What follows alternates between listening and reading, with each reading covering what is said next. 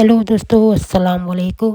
तो दोस्तों देखिए, मैं उठ गई हूँ, सहरी का टाइम हो गया है। तो मैं मोबाइल में अलार्म लगा के सोई थी और एक तो मुझे आज सारी रात नींद नहीं आई।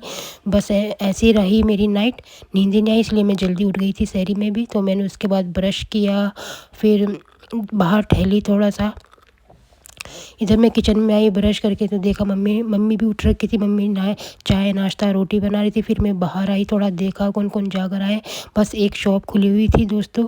फिर उधर मेरी मम्मी ने देखे सेवइयाँ बनाई थी नारियल डाल के, टेस्टी टेस्टी। मेरी मम्मी तो एकदम बना देती भैया, मेरी मम्मी बहुत फास्ट फास्ट काम करती है। फिर इधर में मेरी मम्मी ने मेरे लिए चाय नाश्ता सब बना दिया था। मैंने फटाफट से सहरी करी, क्योंकि सहरी में टाइम ज़्यादा रहता नहीं है। एक तो कुछ खाया नहीं जाता दोस्तों, सहरी में ज़बरदस्ती खाना होता है। कुछ खाएंगे नहीं तो फिर रोज़ा नहीं माना जाता है, तो खाना पड़ता है ज़बरदस्ती।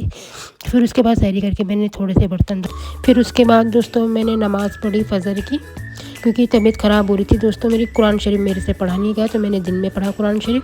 फिर सुबह मॉर्निंग में मेरी दीदी आ गई मार्केट जाने के लिए। तो आज संडे भी था दोस्तों, शॉपिंग करनी थी। हम लेडीज़ का तो यही काम रहेगा, अब चांद रात तक हम शॉपिंग करते रहेंगे, हमारा कभी पूरा नहीं होता है। लेडीज़ का तो यही काम होता है, खरीदती रहती हैं, कभी कुछ ख़त्म कभी कुछ ख़त्म। फिर उसके बाद मेरी दीदी ने देखिए जयान के लिए शूज़ देख रही थी, तो शूज़ पसंद नहीं आ रहे थे। पूरी मार्केट में पुराना माल, ओल्ड मॉडल दिखा रहे थे। गर्मियों का माल अभी ढंग से निकला नहीं है, अभी धीरे धीरे निकलेगा।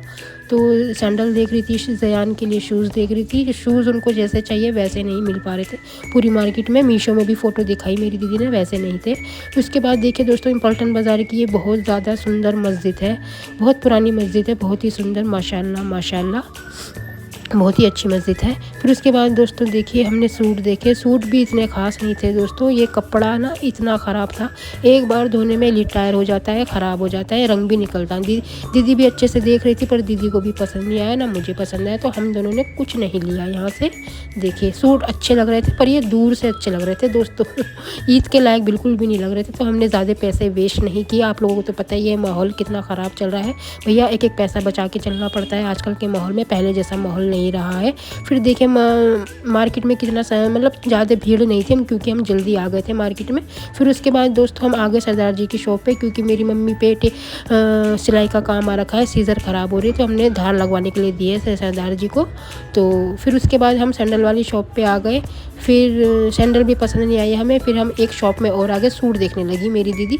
तो मेरी दीदी को भी यहाँ पे भी सूट पसंद नहीं आए, फिर वहाँ से हम निकल गए। यहाँ पे मुझे एक छोटी सी प्यारी सी प्रिंसेस बच्ची दिखी। अंकल जी अपनी बेटी की फ़ोटो खींच रहे थे, बहुत ही अच्छी लग रही थी प्यारी सी बच्ची। फिर उसके बाद हम जूतियाँ देखने लगे, हम दूसरी शॉप में आ गए। बस इधर से उधर हम जाते ना जयान के लिए शूज़ देखते फिरे थे, वो हमें पसंद नहीं आ रहे थे। तो फाइनली हमें इस शॉप से हमें जयान के लिए शूज़ मिल गए, तो दीदी ने यहाँ से शूज़ लिए। मुझे तो बिल्कुल भी कुछ भी पसंद नहीं आया आज। तो बाकी आप लोगों को मेरा ये ब्लॉग कैसा लगा कमेंट में ज़रूर बताना। Bye bye.